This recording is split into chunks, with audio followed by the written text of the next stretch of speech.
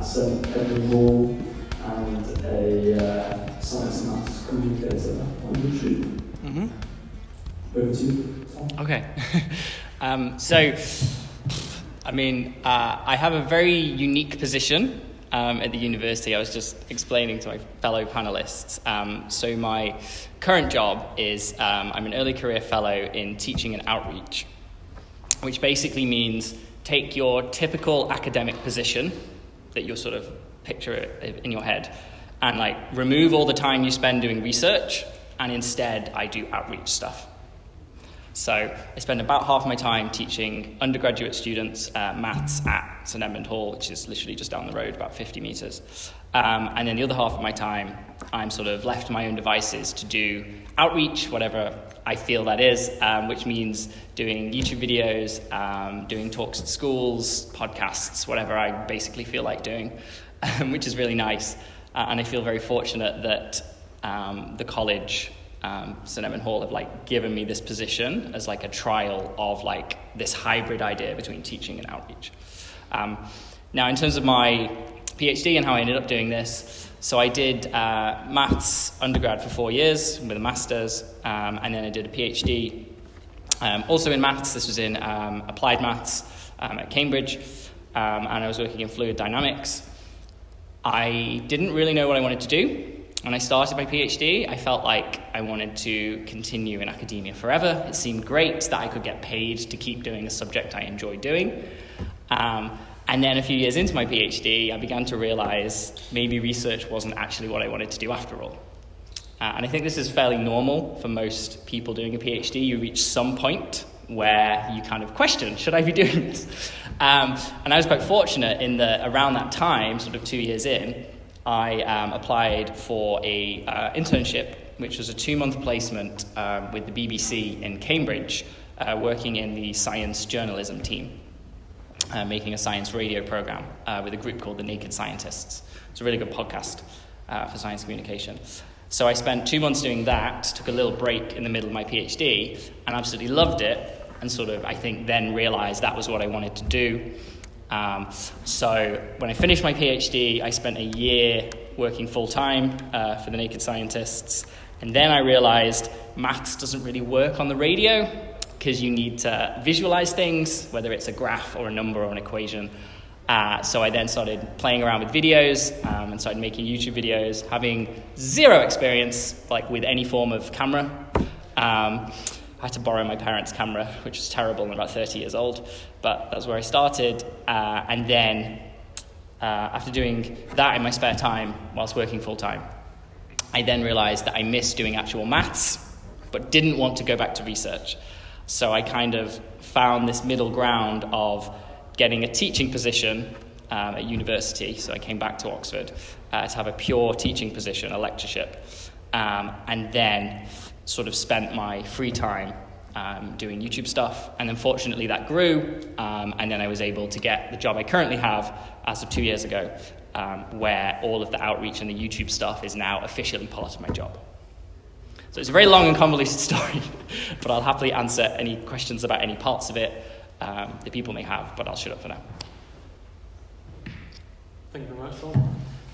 Okay, so next up we have Dr. Shi Samara, who's a mechanical engineer, TV producer, presenter, author, and good inspiration. Thank you. It's weird to be sitting next to a fluid dynamicist. I don't meet many of them. But we've actually had a very different path into fluid dynamics, I've just learned. Because I went to Brunel University and I did a BEng in mechanical engineering. And the reason why I chose Brunel is because they did mechanical engineering with a slant on building services.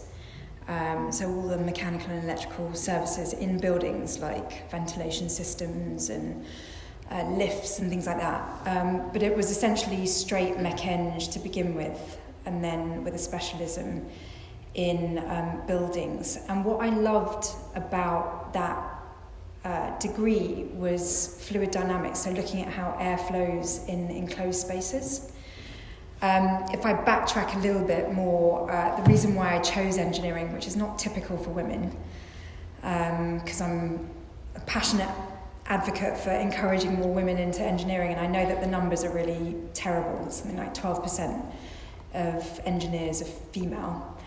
But my dad's an engineer in building services, and he had big plans for me to take over his consultancy practice. So that was the plan, that I was going to study what I needed to study and then take over his business one day.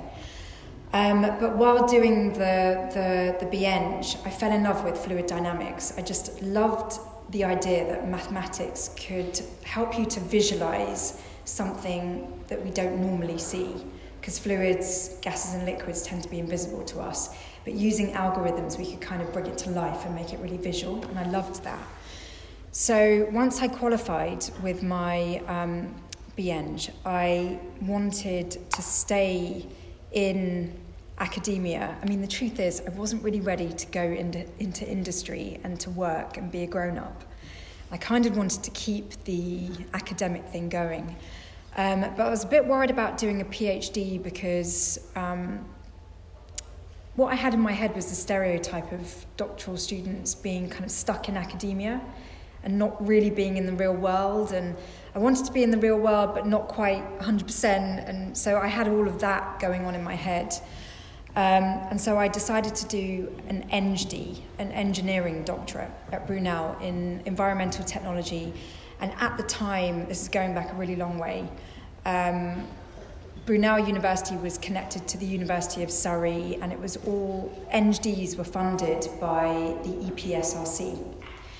So there was a match. You know, Brunel University loved fluid dynamics. My doctorate was on dynamic thermal modelling using computational fluid dynamics. And I was based in industry for 4 years. So a company sponsored my doctorate, so they paid for my university fees and they paid me a salary. And while I was doing my research for 4 years, I was on an employee contract where I was developing their software. They kept the intellectual property at the end of my doctorate, and I walked away with 2 little letters before my name and an EngD. And it was really good. It was a really good setup because I basically learned how to be in industry, which I think is really important for engineers. I think the sooner they get exposure to being in the working world and actually applying their engineering knowledge, the better. Having said that, I took a very academic route into engineering, and I think as a result of that, I didn't really get the engineering bug that maybe apprenticeships give you. It doesn't apply here, but I think apprenticeships are a great way into engineering for anyone that feels like they're not mathematically or, physics inclined. So yeah, 4 years on contract with my company, which was a software company that made CFD software. They wanted to take it from being static analysis to being dynamic, and so that's what all my research was about. And it was a really, really great experience. I love being in industry, I love being an employee, but I also love being cocooned in research and academia. It was kind of the best of all worlds, plus I was getting paid a really nice salary, so I kind of felt like I was getting a taste of the real world. I ended up needing another 6 months to dot the I's and cross the T's of my thesis, so in the end it took me 4.5 years to finish my doctorate. And once I did that, it was 2004, so it's a really long time ago. But I came out of university and I felt like I wanted to really explore what I want to do with my career. I felt like everything was driven by parental expectation and societal expectation, coming from, an ethnic background. We can go into that if that's of any interest to any of you in the audience. But I needed a bit of time to discover where my true passions were.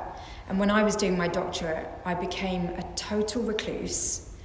I was just eating, sleeping, and breathing my research for 4.5 years. And I loved what I did, but honestly, I needed to widen my horizons because everything had become just about CFD. So I kind of, like a massive pendulum, swung the other way, and I threw myself into communication because I had lost the ability to communicate. Like I really had kind of social anxiety, I think, towards the end of my doctorate. People scared me, and I had 3 computer screens, and that was kind of my world. And so I started giving talks in schools. The story's much more detailed, but just to summarise, I gave talks in schools. I was taking an Enigma machine around to schools and explaining how it worked and the basis of coding and all of that. And I got the bug for communication.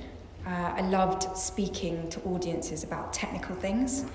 And so one of the things about the NGD is you do a bunch of courses. I think I did 13 additional courses over the 4 years, and one of them was talking to the media. So I learned in 1 week how to speak on radio and TV and how to communicate technical subjects.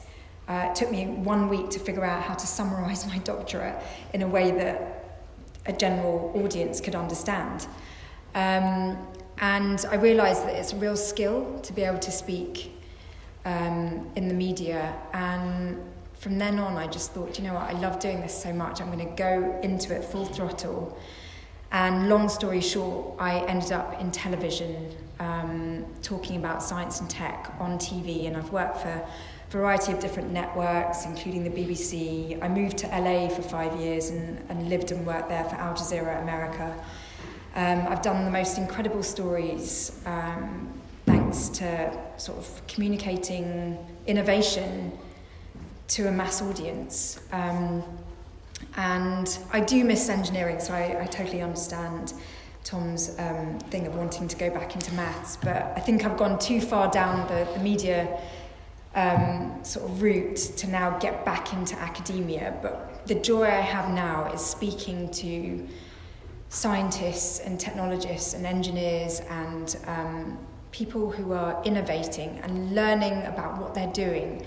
And my job is translating their very technical understanding of what they do into something that we can all appreciate. I feel like I'm a bit of a translator.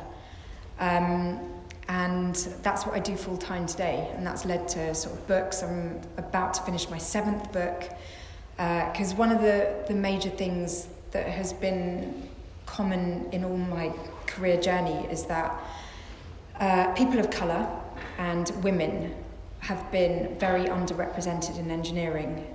Maybe if that had been different, I may have stayed in the industry, but because I didn't see anyone like me, I felt very uncomfortable as a fluid dynamicist in a company where I was the only woman. And I've given loads of talks to young women all over the world about being in engineering.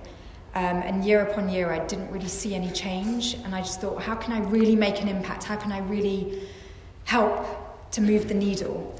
And, you know, after a bit of soul searching, I realised that the reason why I got into engineering is because my dad's an engineer, and from young, it didn't seem abnormal for someone like me to be in engineering. It was only until I was in industry that I realised that it was very unusual.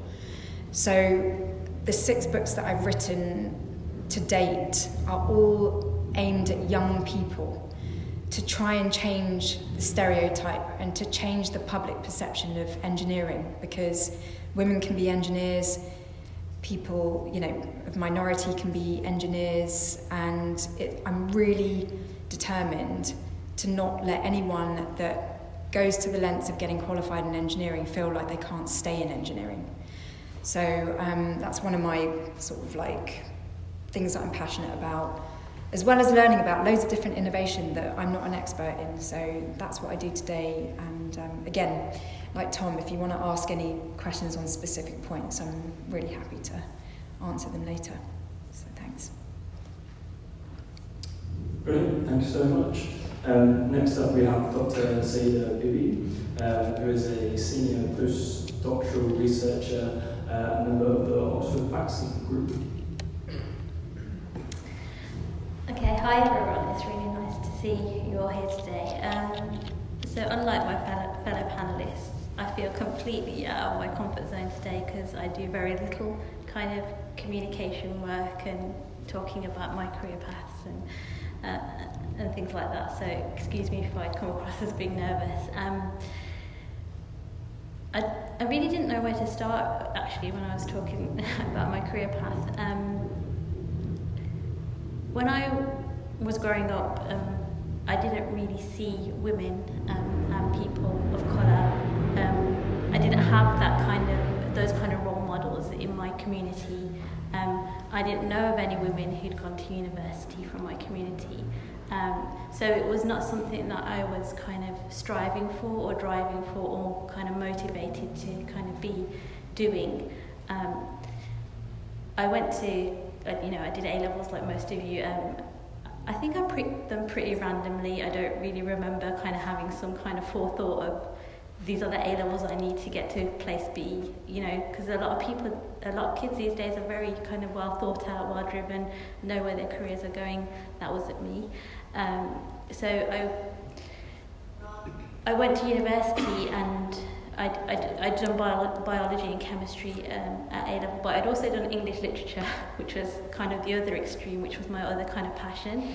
So then I felt like I needed to make a decision about which route I was going to take. And coming from the Asian community, English wasn't considered to be like a good career path. It was, what were you going to be? So I did pharmaceutical sciences for my undergrad in Birmingham at Aston University. It was a really fascinating degree actually, and that's when I think I felt like I could kind of do something. I could help my community, I could help people. So kind of the idea of going into research kind of penetrated my mind at that point, and it was a research orientated degree. So I did that, and by the end of it, I still really didn't have a clue what I was going to do with my degree. So I'm not a really good careers advisor because I'm always like, I really didn't know what I was going to do. So I got to my end of my degree and I was very unsure about what I wanted to do. I did know this much, you didn't get into academia without a master's, you didn't get into academia without a DPhil, or a PhD. But that kind of seemed unattainable at the time. It seemed like something other people did. It didn't seem like the kind of thing people did from my community or my family. It was, you went to work, that's what you did, you bought a house, this is the kind of stuff that you did. Got married, So when I left university, I went straight into work, really, and I went into industry. It was just kind of, so I maybe, I won't get too kind of technical, but like basically immunoassays that look at different, like antibodies from different diseases. It was a company and I worked there for 2 years. That's where I learned how to do lab science. You don't learn bench science when you're at uni. You learn a lot of theory, and then you kind of realise how bad you are at science when you get into the workplace. So I learned a lot of skills there, but very similar to your experiences, I think, because I hadn't really thought about my career. When I was in industry, you realise that there are no people that look like you. There's no people. There are women, but I didn't really see people of colour when I was working. So I had very low confidence when I was doing my first job. I really didn't think I was very good, or I found it very difficult to speak up. I found it very difficult to kind of think about progressing in the career pathway. I worked hard, I had a good work ethic. So I did that for 2 years, and then I had a family, so I needed to take a gap, so I had to take a break for 2 years. And science at that time was very, not very easy for women to go back into work. You know, when you had kids, it's not like a lot of professions where you can do it part-time, or there was flexible working. I found it very difficult to try and get back into a science career, and so basically, sorry if I'm trying to make this too long, but so I eventually found a part-time job actually at Birmingham University as a research technician, so working with other postdoctoral researchers. And I think it was 3 years. It was a good 3 years because the job was good. It fitted in with my family life. I could drop my kids off at school and do a couple of hours every day and things like that.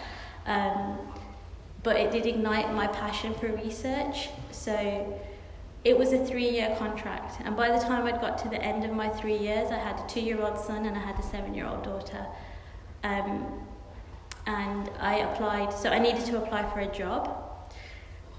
But I also saw a PhD that, you know, while I was looking for these jobs, I was just like, oh, that's fantastic. It's a fantastic PhD. I don't know, I applied for it. So I only applied for one PhD. So I don't know if that's great advice. It's probably the worst advice, but it was interesting. I had the right experience for it. I didn't have a master's, and I didn't have a first class degree. But I just thought I'd just go for it. I did that, and yeah, I did my PhD. I actually got the PhD okay before I got the job that I'd applied for. So luckily, I took the PhD. It was difficult because obviously it's a massive pay cut. You know, PhD student, you don't get paid massively for that. We had family, but I think it was the best decision I ever made. Because that was the first decision I made for myself. You know, this was something that I wanted to do, and I did it, and it was a really great 3 years of just, I don't know, learning what I wanted from life, learning a little bit more about myself. It wasn't the most, I wouldn't say like I, you know, published any great papers out of it or anything, but I learned a lot about myself. And then after my PhD, I started applying for jobs. And suddenly you're in this weird position because you almost become overqualified for some jobs, and then jobs are very difficult to get. There's fewer jobs, you become very niche, you know, because of the PhD that you've done. So was it easy finding a job after my PhD? I want to be honest, like it wasn't. I was kind of looking for about a year and a half maybe. But then I got a job here at the Oxford Vaccine Group. And it wasn't as a postdoc position, so it was in clinical trials and immunology. I didn't have the right background. Well, I had a little bit of the right background. I thought enough from the industry work that I'd done to go and do an interview. And I came in at a position where you only needed a degree. Okay, so the position I applied for wasn't a postdoc position. But I've worked there for 7.5 years, and I basically just built up my career quite slowly because I had to build up my confidence to do that, you know, to be able to kind of, I didn't think I was good enough to be a postdoc for the University of Oxford. Like, there's just no way. I'm from Birmingham, I'm from a very inner city area. And so I've been there 7.5 years, and now I'm a senior postdoctoral researcher. I basically do academic research, but my job is very split now. I worked on the Oxford AstraZeneca vaccine trial to help deliver the vaccine as part of like the team, and my job is kind of a 50-50 split. It's a lot more management now, where I'm like supervising PhD students, kind of managing research assistants, working on clinical trials, and but also I try to do a little bit of research as well, and like kind of novel things that are happening. But that's where I am today.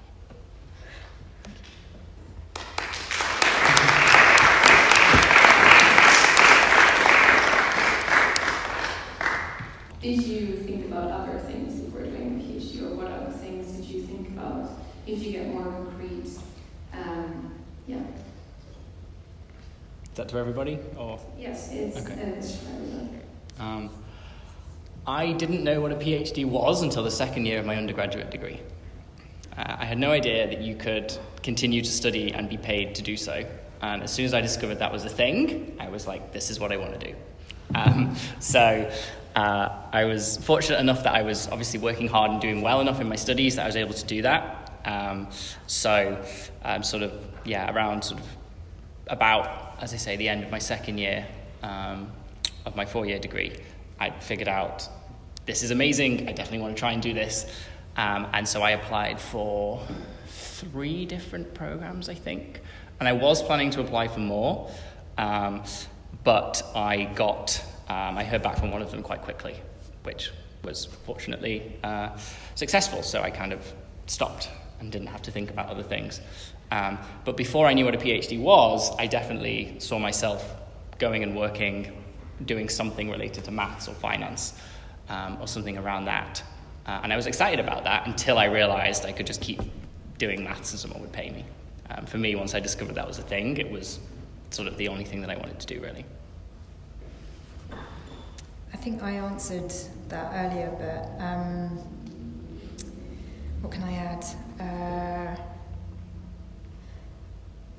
I think it's always really important to really know what you find interesting, because I've met a lot of PhDs, particularly in science, along my career, and I'm always in awe of people that choose a PhD subject that will be in their life for their whole career.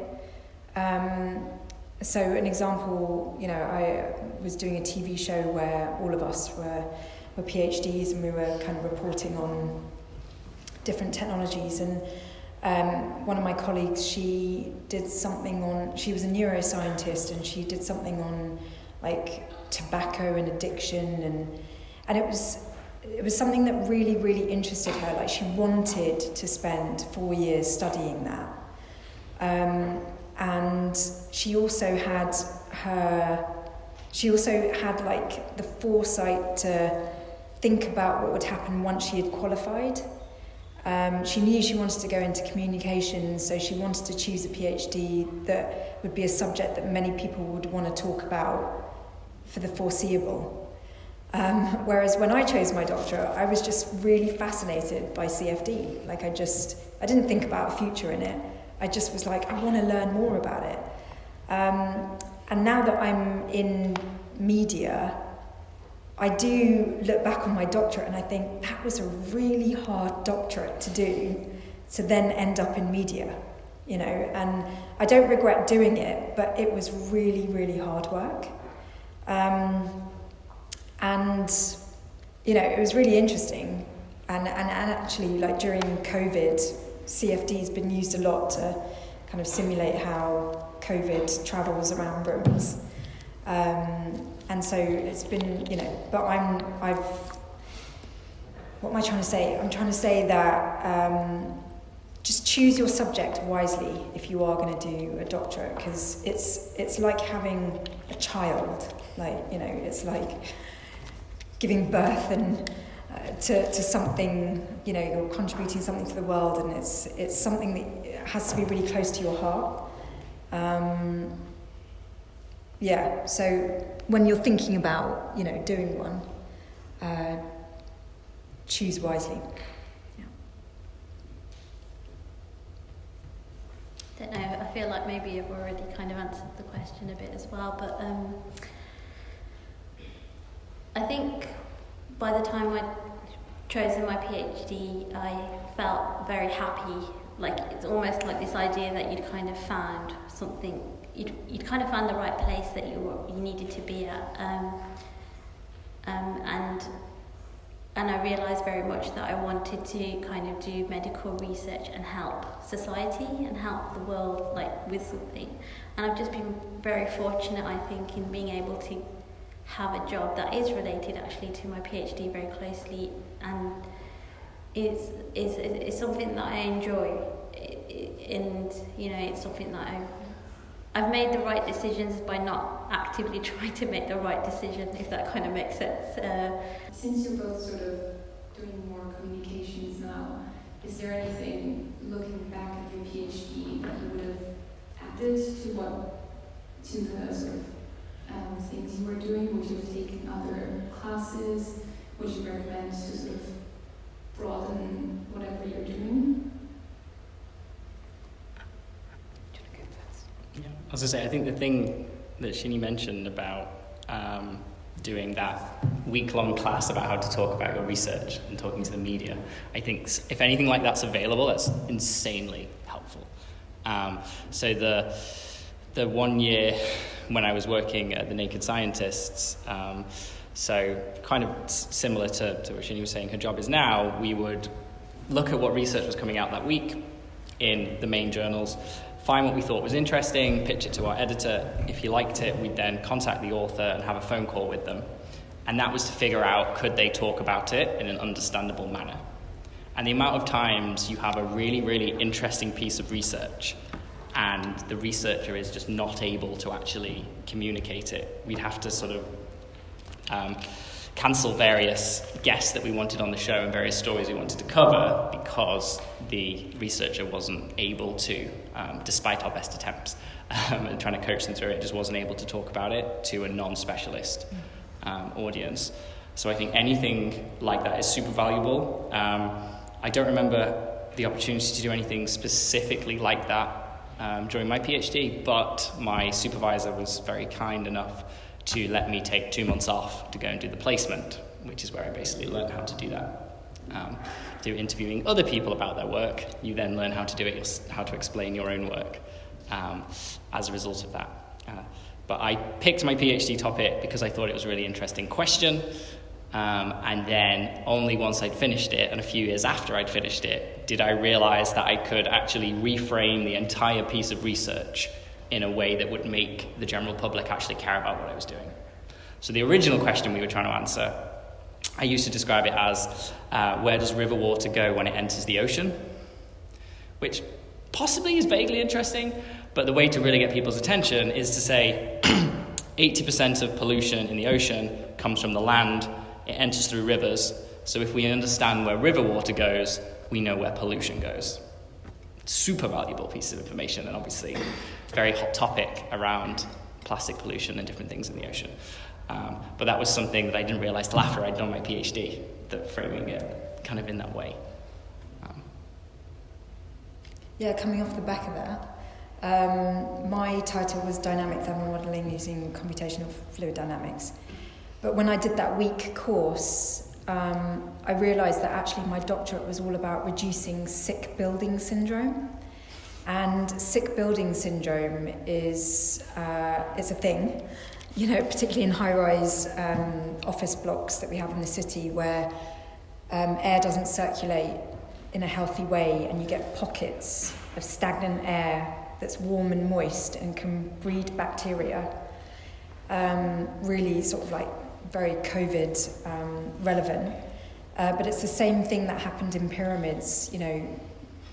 Tombs were shut for hundreds of years and the air in there just became this breeding ground for bacteria. So when the archaeologists opened the door for the first time in ages, they breathed this toxic air and dropped dead from that. So that week long that I took to find the sort of the hooks, the media hooks, in my research was really essential. It made me realise that communication is such an important tool for any doctorate, just for life. Like being able to communicate is really, I think it's really important. But you know, so is research and being in the lab or kind of being behind the scenes doing the actual work. So, you know, I think it's about where you feel your interests lie. So if you want to be at the front, on the front end communicating the stuff, I think it's really important to build up those skills. Whatever it is that you want to do, get those skills. You know, try and find a way to develop the skills that you need to do the job you want to do. Can't remember the original question, but that's my answer. That's pretty good. Thank you very much.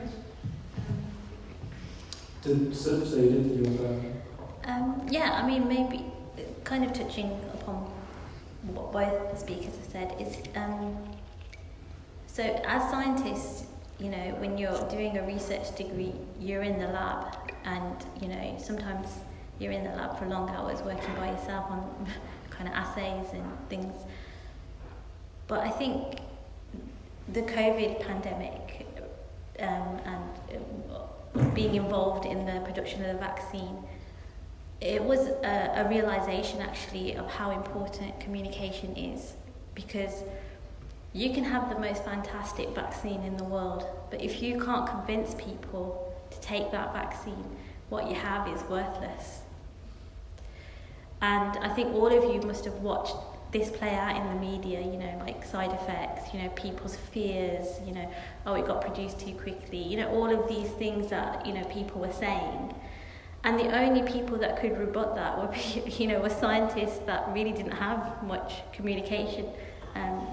You know, it was coming from, you know, people that are not normally, you know, on the front line in trying to convince people that our science is good, you know, the work is good, and how to suddenly make people understand, you know, what's a clinical trial. You know, how many people do you need before you're convinced that it's safe? How many people do you need before you're convinced that it's effective? And suddenly, you know, and I think one of the amazing things about the vaccines is that, you know, I'd go home and my kids would be telling me stuff that they'd, you know, seen on the media, and they'd learn what, you know, I don't know, you know, why we needed antibodies from vaccines and things like that. You know, so suddenly the communication of scientists, I think in the last, I don't know, you might disagree, but I thought in the last kind of two and a half years has become paramount, and it became very clear to me actually how important it was to do that job right, because every time someone did it wrong, people were dying.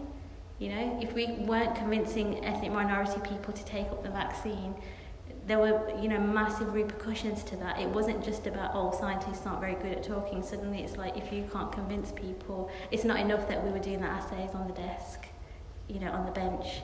It was, you know, there was a whole new side of science that got played out in the media. And I think during my PhD, if I could, you know, go back and kind of say that I needed to do anything better, it was, one is confidence, and two is communication. I think I've always had a problem with confidence, you know, kind of believing in just, you know, everyone has this kind of idea that they're not good enough, but I think from my background and the communities that I come from, I always had that problem, and much better now.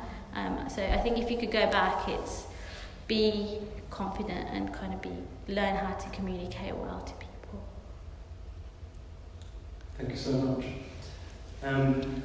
So maybe changing the topic a little bit from that. So the PhD is very much about hard work and studying long hours, getting your results, and hopefully kind of seeing it through to the end. But at the same time, I think there are some quite unhealthy kind of expectations that PhD should be kind of the only thing that you think about, that it should take over your entire life and it should be your world. What would the three of you say were kind of highlights and kind of memorable moments of your PhDs kind of outside of research? Speaking at conferences and picking really cool places to go to speak at the conference. So I remember the very first meeting that we had as new PhD students in the master's department in Cambridge. The sort of like main administrative person said that each of you as a maths PhD student will have funding to go to 3 conferences guaranteed over the course of your PhD. If you were speaking at more than that, then you could apply for additional funding, but it wasn't guaranteed. And so I sort of, quite cheekily, I felt, put my hand up and said, does this cover where the conference is? So as in, if I go to a conference in London versus I go to a conference in Hawaii, like, is that the same thing? And they were like, yes. So I went to San Diego, New Orleans, and San Francisco as my 3 choices of conference. They were all fluid dynamics conferences, and I was speaking at all of them. But that was something I sort of found quite fun, was like picking out worthwhile conferences to speak at, but also places I wanted to visit. So I'd go and do the conference for like the week, and then I'd have 1 or 2 weeks holiday around that. So that was one of my favorite things about being a PhD student, was actually having the opportunity to travel around the world and also get to obviously talk about the research, but like the highlight of being able to visit these cool places was something I didn't realize was actually built into most PhDs until I actually started doing it. Wow. I want to know which fluid dynamic conferences you went to, because a lot of my conferences were ventilation conferences, and I think the most exotic place was Naples, which was really cool. But yeah, conference is definitely one of the highlights of that whole experience. But I have to say, the way you described doing a doctorate was, you described my doctorate. Like, I had no life. Like, I literally was just head down for 4.5 years. Gosh, I mean, I wouldn't want to do that again, but I honestly didn't know any other way. Like, for me, 7.5 years in total, because it was 3 years for the undergrad, and then, like, those 7.5 years, I studied, like, non-stop. I was obsessive about my work, partly because I really enjoyed it, but partly because I absolutely had to get a first, and I had to get through it all. And I didn't know how to do work-life balance. So once I finished my undergrad, I had like 3 months of partying, and then I started my doctorate, and I was doing a little bit of partying in the beginning, and I remember my supervisor said to me, "If you carry on like this, you're never going to finish." And that scared me so much that I just shut everything down on the personal sort of front, and I just went hook, line and sinker into my research. And I don't regret it, because I don't know, like I've had a really great experience of a career, and I really do feel that there's a time and place for everything. And for me, getting a good education was my number one priority, and I didn't want anything to distract me from that. And once I qualified, I kind of went a bit all over the place, as I said, like just trying to figure out what I wanted to do for the rest of my life. But yeah, for those years I was laser focused, so I'm not going to flower it up. Like, it was just total, went for it. No non-academic highlights. Yeah.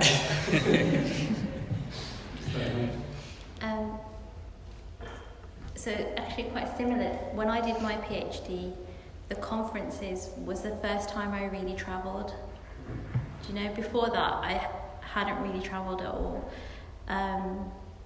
That's actually the truth, which is quite funny now when I look back at it. And I had a fantastic supervisor who kind of encouraged these international conferences.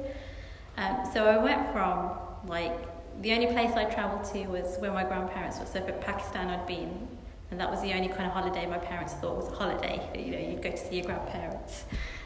So when I did my PhD, we went to America, we went to China, we went to Europe. There were so many opportunities to travel, and it really opened up my whole world, of kind of travelling. So that was a part of my PhD, I think, that really helped enrich my life a lot. And in terms of work-life balance, I really didn't have a choice because I had kids.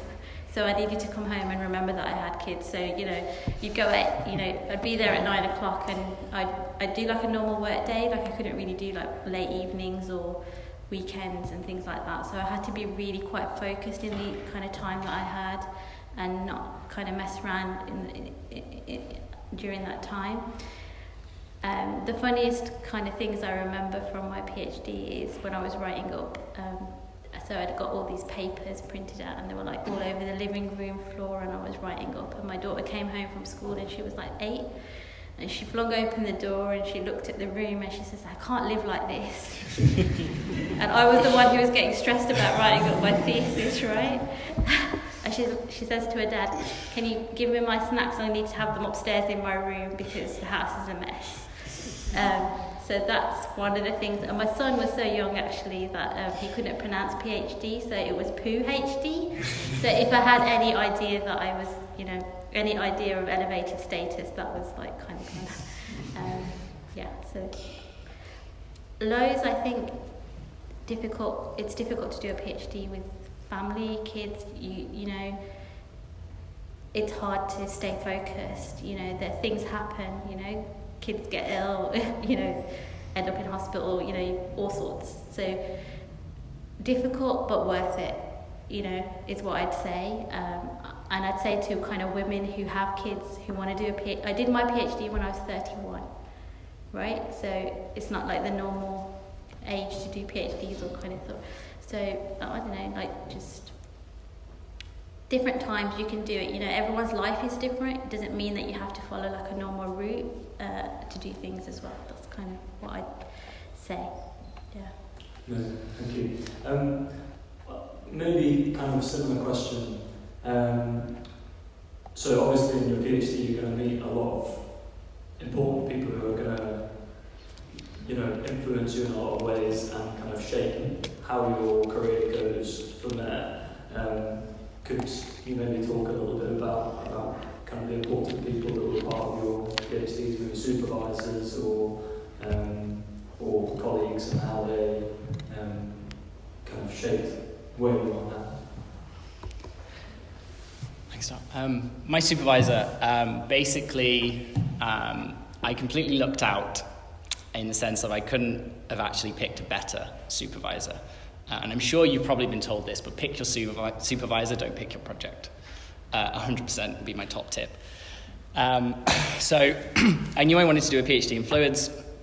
I went and spoke to some of my tutors here, and one of them mentioned that Cambridge was really, really strong in fluid dynamics. So I went and looked up potential projects that they were suggested on their website, and saw there was an experimental department, experimental group, and I thought, that sounds like fun. I've never done experiments before in this kind of setting. That'll be nice to do a bit of equations and theory and a bit of experiments. And then when I looked on the experimental page, there were 10 suggested projects, and the two that grabbed my attention the most were both with Paul Linden. So I just pinged him an email and then ended up doing my PhD with him. But I didn't know much about Paul. It turns out he's just like, how old would he have been when I started? He was like 67, right at the end of his career. Previously had been like the head of the maths department in Cambridge and also over in San Diego. And he was just like the most laid back person I've ever met to this day. Like you'd come in and I'd be like stressed or like be like something wouldn't be working, and he'd just be like, we'll figure it out, it's fine. Like just so like calming and reassuring, and was just like, it'll all figure itself out. He's like, I've been doing this for 50 years. You'll be fine. Calm down. It's all okay. And I didn't realize until after I finished my PhD, like how much of an influence, like the way he behaved and the way he was always like, we'll figure it out. Like just sort of that very like laid back nature. I just found it's had a really big influence on sort of what I've done since and how I now teach my students and all of the YouTube stuff and various things that I do. I think it's how I'm able to do a million things and it all be fine. Because I just sort of hear Paul in my head being like, you'll figure it out. It's fine. What's the worst that could happen? So for me, definitely, my supervisor, and I completely lucked out because I figured out which projects I thought I'd be interested in. And I did go and meet Paul, and we had lunch on like a Saturday in Cambridge and just got on really well. But yeah, for me, like the supervisor was just so important in sort of actually not just guiding me academically, but literally making me the person that I am today. So my experience was really different because doing an NGD, you end up having two supervisors, one industrial and one academic. And just to put things into context, I qualified with my doctorate at the age of 24, which was, super young. And I think at that age, I really needed a lot of direction and a lot of authoritative guidance. And, very contrasting to what you had, Tom, because the laid-back approach didn't work for me. I needed someone to really keep me in line because I was all sort of young and impressionable. And being female, I thought I'm going to go for an academic supervisor who is a woman, because she'll understand what it's like, and maybe just kind of, I don't know, I was hoping it was going to be an easier relationship, and actually she was so tough.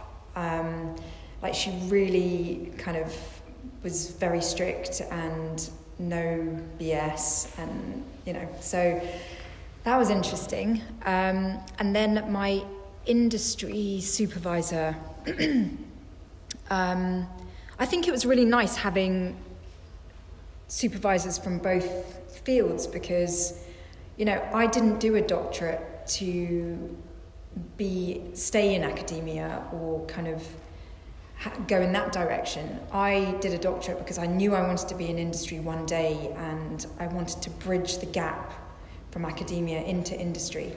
So it was nice having this industrial supervisor, because he really gave me an insight into what it's like to be an engineer working. So that was really good. But it was often kind of like a balancing act between these two perspectives. So in terms of inspiration, I don't know. I've always followed, I've always followed what feels right, and I haven't necessarily had a person showing me the way. It's always been a bit of, I'll try that because that feels right now, and it's resulted in this kind of path. So yeah. So my PhD supervisor was Professor Yvonne Perry, and yeah, she was really good for me. She was a strong woman, kind of head of pharmacy at Aston, and quite inspiring for me in the sense that, because I didn't really have role models to kind of look at when I was growing up. So I think she was a good example for me, to kind of be like, you can be strong, you can be confident, you can kind of drive your research, and she had the right approach. And I think what Tom was saying about the fit between kind of your personality and your supervisor is really important. So I think I wouldn't have, because I didn't have a lot of confidence, I think I had a supervisor who was kind of breathing down my neck like every week or something, I would have found that quite difficult. But I think she gave me a lot of space, like a lot of time to develop my ideas, to think about things, to mess up some experiments, to get some bits wrong, and it wasn't like a big deal, if I had like 2 months worth of no results. And that was really, I think that was really good for me, to have that relationship with my supervisor. I'm still very much in contact with her. I'm still very kind of, I feel very obligated to her, for kind of the opportunity that she gave me, because I think I didn't have a master's on paper. I don't even think I should have probably passed that interview, but she saw something, and and I think finding the right supervisor really matters, because obviously she believed in me a lot more than I believed in myself at that time, and I think that matters. And in terms of inspiration now, I'm very privileged, I think, to work with some of the greatest scientists in the UK, and sometimes have to kind of take a look around at who I'm working with, and my friends sometimes still laugh at me and they're like, haven't caught you out yet, do you know what I mean? And there's strong women scientists, the ones who design the vaccines and drive these things forward. It's still a bit, I don't know, disappointing is the word, but I still don't see the other people around me that look like me. I don't see those kind of role models, and I think that would help. It would help people from those kind of backgrounds to kind of take science, and that's the only, I think it would be nice to have more kind of inspirational role models that are from similar backgrounds, maybe I think that would help. Amazing, thank you. Does anyone want to add anything else to that? Okay, so I think that's probably a good point to open up to audience questions. How did you address your imposter syndrome? Because it can be so knocking when you're knocking yourself. And what really supported you in that? I think it's not just imposter syndrome, I don't know that that's the right word when you come from ethnic minority backgrounds, if you're black or, from South Asian backgrounds. If you're from deprived areas, if you've gone to poor schools, where you haven't had people tell you that, you're good, So it's not just imposter syndrome, it's actually real, isn't it? Because you've never had someone tell you that you can make it, you need to speak up. I wish I had an easy solution for you. And I have to be honest, right? Because depending on where you take your career path, if you go into fields where you don't see people from similar backgrounds you'll experience more knocks on the way. You'll have people that'll say to you, you're not going to make it, or they won't speak to you in the right way, or you'll feel that you'll have racist experiences that maybe will knock you a little bit more. How do you get there? You just kind of keep your head high and just keep moving forward, right? You don't let people knock you down, and you just keep moving forward. And I don't have an easy solution for that, because I wish I could go back and tell my 20-year-old self to be as confident as I am today, because I feel like I wasted a lot of time not believing in myself. And I think that's one piece of advice I'd like to give you is you waste a lot of time when you don't believe in yourself, because you don't need others to do it for you. You kind of just have to do it for yourself. Anyone want to add anything? So I think I first came across it when I was an undergraduate student. So, in school, I did work very hard, but I was, as a clever kid, did well in my GCSEs, my A-levels, was in top sets and things. And then you arrive at Oxford with 200 other people doing maths who are all as smart, if not smarter than you. And that was certainly a shock, and I think it is for most students arriving in such an environment. And the way I I think, dealt with it then, and I think has sort of carried me through, was always to think, well, first of all, I have the exact same qualifications as everybody else. They might appear more confident or might appear smarter than me or whatever, but, if you just almost factual data, I have the same exam grades as everybody else that's here. So sort of reminding yourself of these things can help yourself, I found, to sort of be a bit more confident. And then also for me, it was thinking, well, even if they are all smarter than me, I will be the hardest working person here. And that's my way that I'm going to bridge that gap. If I felt that there was a gap there, it was there may be all of these people smarter than me, they have better ideas than me, but no one will work harder than I do. And I kind of used that as a way to sort of drive and build up my confidence through that by working very hard, knowing that was a way to bridge this gap, possibly imaginary gap that was in my head, but still it felt like a way that I could actively do something to try and bridge this imaginary gap. I just want to add that it was probably imposter syndrome that made me leave engineering. And it was only really recently that I realised that that's what I had experienced, because for many years, forging a career in media, I told myself that I was actually going down this career path because I'm a better fit for it and all of that. And I have a podcast now where I invite women to speak about their experiences in STEM. And it's only through those conversations that I realised that I didn't deal with my imposter syndrome back then. Maybe if I'd had conversations about my imposter syndrome back then, I would have found a way to stay in the industry because I really loved what I did. And so have conversations about it, get honest about what you're really feeling, because when I was going into work every day, and I was surrounded by guys, and guys would say to me, so what kind of modelling are you doing today then?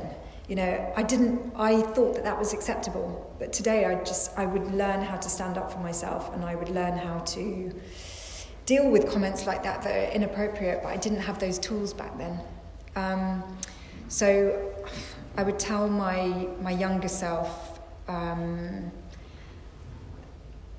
to find out what's appropriate and what's not appropriate, and what you should put up with. I mean, we're having these conversations today, you know, more and more.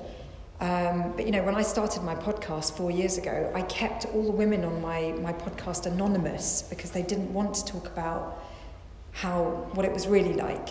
Today, you know, it's on YouTube, you know, we see who they are, we hear what they've got to say. So times are changing, but, you know, don't let that imposter syndrome be in you, eating you alive, you know, like let it out, let that cat out of the bag and kind of give it airtime, because that's the only way to shrink it. With science communications, I imagine you have a lot of like information coming out and you have to process it within a short amount of time, so how are you able to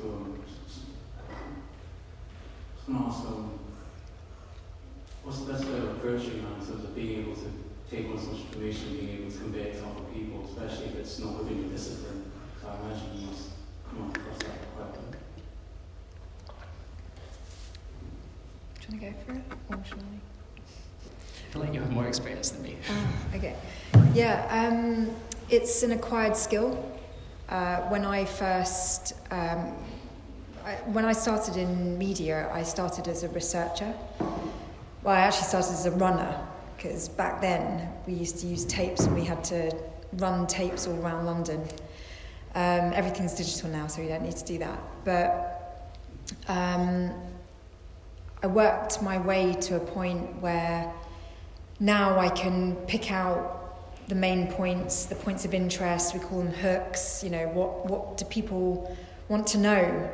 You know, usually I'm asking the question, how is this going to affect others? Because people, you know, they might want to hear about research, but really everyone is consuming information because they want to know how it affects them. So there are various things that we learn along the way of how to package science in a way that's engaging and relevant, and you know, I like to keep things fair, because sometimes, you know, research can be biased for whatever reason. And yeah, so it's a skill that takes time. And, you know, I feel like media has become an industry where you kind of learn from others. I mean, you know, in my career, I've gone from doing a lot on TV to doing a lot more on digital platforms, because no one watches TV anymore. And so a lot of new people coming into the industry, they do things in their own way. So maybe you have a way of, you know, maybe there are things that really interest you in science, and packaging it in a way that is interesting to you might engage loads of people and you could go viral, you know. So I don't even want to give advice on how to package science and tech, because I think, you know, we are living in a time where individuality is kind of key. But my general rule is, if it doesn't make sense to my mum, who's not an engineer and isn't scientifically inclined, if I can keep my mum engaged in what I'm saying, then I'm doing my job well, because she's the type of person that will flick channels, never watch science, and generally get bored quite quickly. So I'm always, whenever I'm talking on TV, I'm always talking to my mum. I think that's an important point about pitching it to someone outside of your like scientific circle or your friend's circle who might not be. Yeah, that's a really good thing to pitch as somebody, usually a family member, who wouldn't normally be interested in that thing. How would you explain it to them? We also used to use like a few key questions when summarizing which pieces of research we were going to select for the radio show.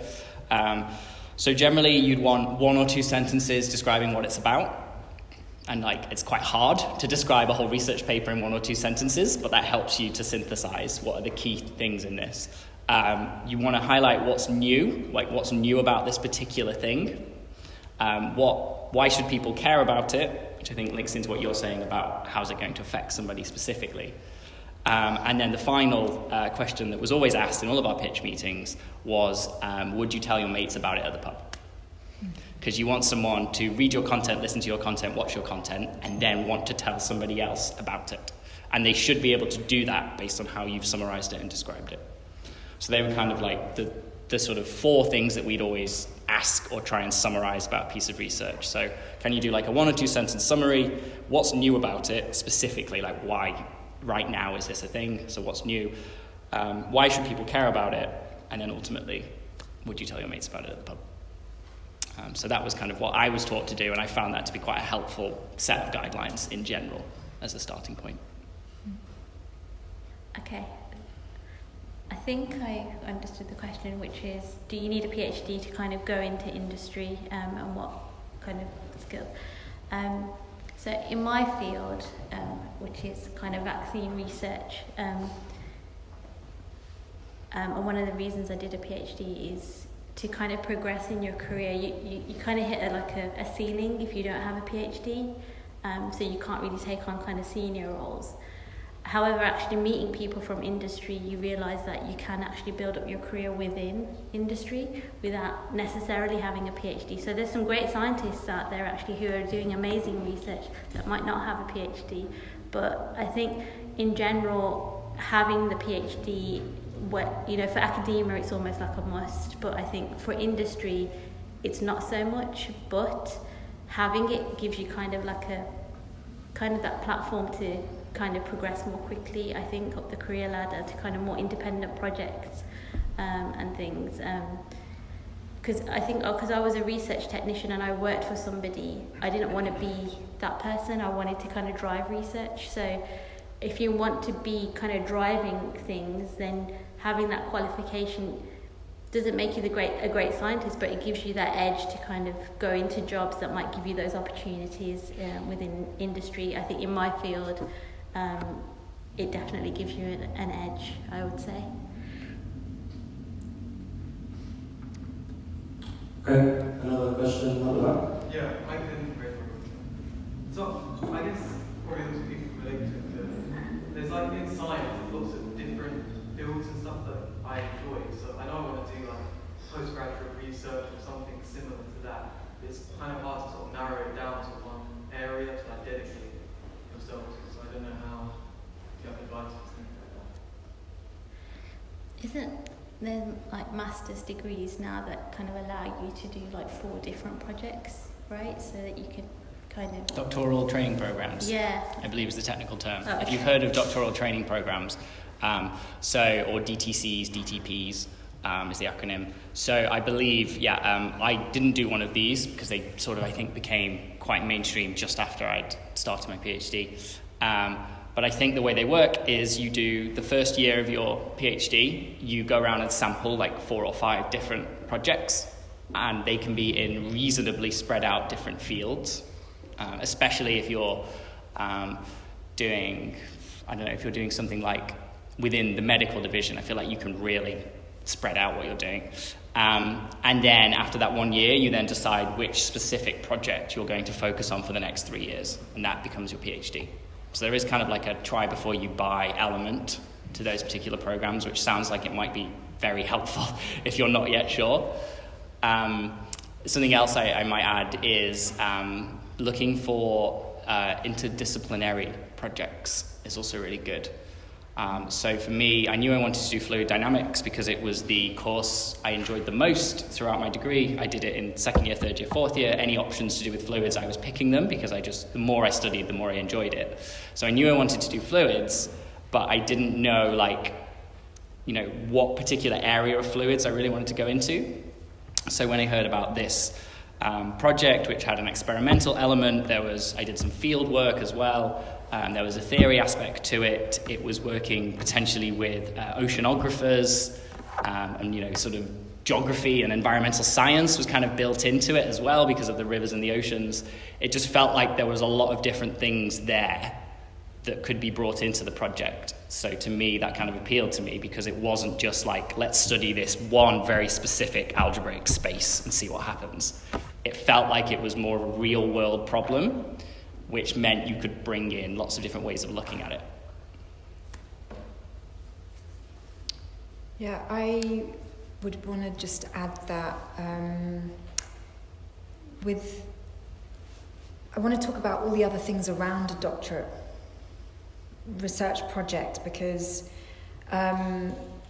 whatever you choose to do, there are so many other skills around that 4 years or whatever you spend that are really important for the rest of your career. So kind of the detail of what the actual research project is really important. But once you once you start your doctoral research, it then becomes about everything else, because you are going to have times where you are completely frustrated and fed up with your research, or you're completely elated because something amazing's happened. You go through your ups and your downs, and that will happen regardless of what subject you pick. So I think it's important to establish what area you want to specialise in, but also never forget about all the other things around it, because you are getting this qualification ultimately to further your career, and furthering your career doesn't just rest on what you researched. It rests on so many other softer skills, like how you relate to your co-workers and things like that. So I just think be careful not to get too, because that's what happened to me. I got very narrow into it. I was just so focused, and I then sorted all the things I needed to have a career going forward after my doctorate. And actually 4.5 years of being laser focused on something isn't such a great thing. It's good to be well-rounded once you qualify. Yeah. I don't think I have any more really much wisdom to kind of add to what's been said, other than to say that sometimes your PhD doesn't restrict your path after your PhD, if that makes sense. And kind of picking up on what you learn a lot of skills. So for instance, I did pharmaceutical sciences, but I'm very much in immunology now. So it's about the skills that you've gained, and then apply, because it might be during your PhD that you actually learn where you want to go, what you want to do. It might be a certain element of your project that you did maybe for a couple of weeks that you think, actually this is the bit I'm interested in and not the rest of it. So I think that's the only thing I'd say is, even if you do a PhD that you're interested in, you had a good time, but it's not the career path, you want to go in a different one, I feel like the skills that you gain through it should get you to where you want to go in the end as well. Can I just add that my title at the beginning of my doctorate, I can't even remember what it was, what I applied for, because what it ended up being was something completely different. After year one, we realised that we couldn't prove that hypothesis because we were not accounting for the fact that one of the major influences on the fluid dynamics in an enclosed space is the sun. And so a lot of my research ended up being, how do we simulate how the sun moves around an enclosed space? And that wasn't what I signed up for.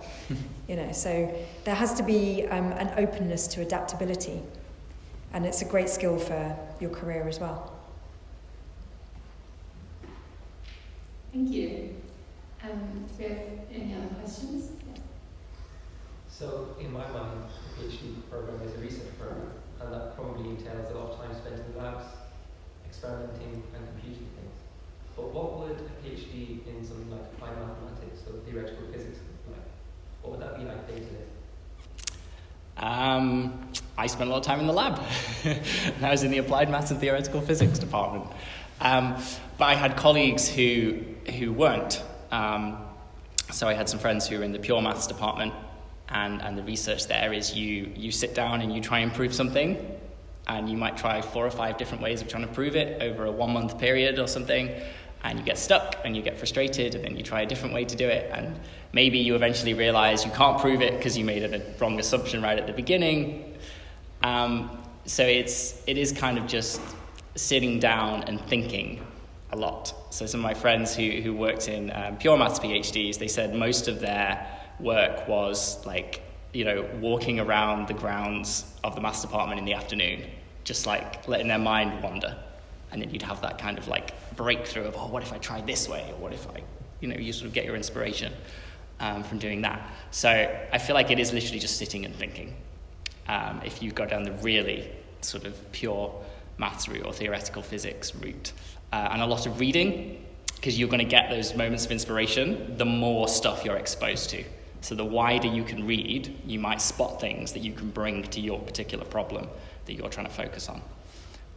So for me, I really enjoyed the fact that, because mine ended up being maybe like half experimental, half theoretical. So I did experiments and got data, and then I created a mathematical model to try and explain what I was seeing in the experiments. So I enjoyed the fact that I could sit and think about the equations and try and figure out what I was trying to do. And then if I got stuck with that or got frustrated, I'd go down to the lab and just spend 4 hours doing some experiments. Or if I got fed up of doing experiments in the lab, I could go and sit in my office and think about whatever equation I was trying to solve or model I was trying to come up with. So for me, I appreciated the variety of it, but if you went down a very theoretical or pure route, there isn't much you can do except read really widely and just have conversations with people and just sit and think. What did you do first? I think I enjoyed both. For me, it was the variety. It really was the variety that was key. I think I would have got bored if I had to sit and think for 4 years. And I think if all I was doing every day was being in the lab repeating. I did the same experiment 600 times over like a 2-year period. So, because you could do about 3 of them in a day. So I think I'd have got very, very bored if that was all I was doing. So for me, being able to move between the two was important. But that wasn't something that I realized at the beginning. I sort of picked something that I felt had enough variety in it that I could keep myself entertained and engaged. Thank you. Any more questions? So often you'll highlight the importance of finding a good supervisor. And so I guess my question is, how would you go around finding a good supervisor, and what qualities would you look for?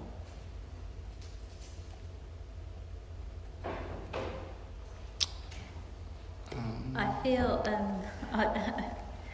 so I spoke to one supervisor before I applied for my PhD with the supervisor, because I only applied for one PhD properly, and it was a male, and I went to speak to him and he asked me to kind of just talk about myself, and this is actually a true story, and he said, "You have kids?" And I said, "I do have kids." And he's like, "I don't think you're going to be a success in this department."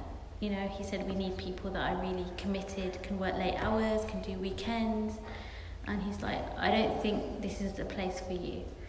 Right? So straight away I realised actually it's not the place for me, because I would have been very unhappy had I been in that kind of environment. And when I did actually talk to the PhD supervisor that I had, it was a completely different experience, and I felt it straight away, so I don't know if this is a correct answer, but I feel like you have your gut instinct when you kind of meet somebody and you know that you're going to get on with them and you know that you're going to be able to respect them. I can't respect someone who thinks that a woman with kids is unable to apply themselves, right? But I can respect someone who can look at my CV and think, this person has potential. So I think my answer to your question is, I think you'll know when you start speaking to a few different supervisors, and you'll have that kind of comparative experience, and I would probably suggest you do that, I think. Yeah, definitely meet any potential supervisors. So just email them, say, I'm really interested in your research, I want to apply for a PhD position. You know, ask the question, do they have any funding available or any spots available? Because sometimes these things won't be advertised, and it's not until you approach somebody that they then say, oh yeah, I could probably take on another PhD student. And from my experience, and from talking to other people in similar sort of when they were applying around when I was, the majority of people will be very, very happy for you to come and have a chat. You know, so you might have to make a little bit of effort. So when I went to meet with Paul, I had to take the X5 bus, the 4-hour bus from Oxford to Cambridge, which is just really painful. But, you know, I got up early on a Saturday morning, took this bus, got there at 11 a.m, and then we went and had lunch, and we just got on really well. And it was just immediately obvious. I'd submitted my application a month earlier, and through the main university system. But I'd already emailed him to say, can I put you down as my potential supervisor? Because you have to fill it in. At least when I was doing it, you had to put down potential supervisor. He was like, yes, of course. Also, we should obviously meet and chat about this. I'm back in Cambridge in a month. Come and see me. And I think that the way to see how well we got on was, we met on the Saturday, and on Monday I had an email from the university offering me a place. So he'd clearly said to them, I've met with Tom. He's great. Let's do it, kind of thing. And then the other way... So what you're looking for in the traits from your supervisor, and you kind of hinted at this before, it depends on you as a person. So for me, if I had somebody, so some of my office mates, their supervisor was like, we have weekly meetings, you have to complete this work by this particular deadline. And they both liked that because they felt it kept them motivated and they knew what their next goal they were working towards on a weekly basis. I would have hated that. Because for me, it was usually Paul sticking his head in and saying, Tom, I haven't spoke to you in 3 months, everything okay? And I'd be like, yep, good. I'll let you know when I've got something to talk about. And he'd be like, fine, I trust you know what you're doing. So that worked for me, but I can see situations where that would probably be quite terrifying for some people, having that kind of relatively hands-off approach. And there are some supervisors who are just too busy to meet with their students. That's always something to be aware of. The sort of bigger name and more famous person that they might be, often they have, they're spread so thin that it's often very, very difficult to get meetings with them, even if you're one of their students. So that's something to bear in mind. Other, thing I used, I applied for 2 PhDs here in Oxford in the fluids department with my 2 favourite lecturers.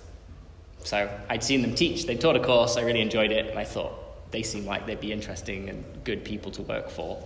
So I ended up applying for projects with them, sort of off the back of that. So if people have online videos or you've been to see people do talks or events and you felt like they seem like an engaging, interesting person, then that can also be a good thing to, maybe to look for. And yeah, it's how you match as a person, I think. I think it's also really interesting when people do PhDs because they are truly fascinated about a topic. And, often people, well, not often, there are some PhDs that just evolve out of this absolute need to take research into a certain direction. And some of the people that I've met through my work have those kinds of stories where they say, this kind of research didn't even exist, this kind of thinking didn't even exist. But I read a book there, and it's to do with the cross-pollination of ideas. I read a book about neuroscience, and I read a book about artificial intelligence, and then I wanted to make, brain-computer interfacing or whatever. Sometimes you can be that missing link. Because an academic has inspired you, and then you can reach out to them and just say, I'd quite like to do some research on, So I don't know how it works in the system because I'm not in it, but I love those projects that come out of nowhere, just an idea, and then you end up working with someone that you really like, and then beyond your PhD, the innovation keeps coming because you're just in this kind of dynamic with someone where you're just bouncing ideas all over the place and just you're creating progress. So yeah, I think I think I'd just add as well, just because where I work, there's quite a lot of PhD students as well. Is that the concept of projects evolving? It really happens where you find just that little thing in that project that really interests you, and that's the thing that that's where you're going to focus like a chapter or 2 chapters on, because that's what caught you at the whole thing. And I think a good supervisor would let you do that. Would kind of let you explore the routes that you want in that project as well. And I've seen that happen, and I think it really does produce like a really great thesis, because there's a lot of passion in it. Great, thank you so much for sharing your stories and your experiences. Before we finish, we have an audience who is considering to do postgraduate research. Very quickly, what would be the one piece of advice you would give to them? I already gave you mine. Pick the supervisor, not the project. But maybe that's a personal thing, but from people who I know who didn't like their PhDs, it's usually because they didn't get on with their supervisor for whatever reason, not because they didn't enjoy their project. It's way more likely that it's because you didn't get on with your supervisor. I would say if you're going to do a doctorate, do it because you really want to contribute to the body of knowledge in that subject, not because you're doing it for any other reason. I think you invest a huge amount of time in something, and it's not an easy thing to do. And the love of the subject really has to be at the core. So choose to do a doctorate because it's in here rather than up here.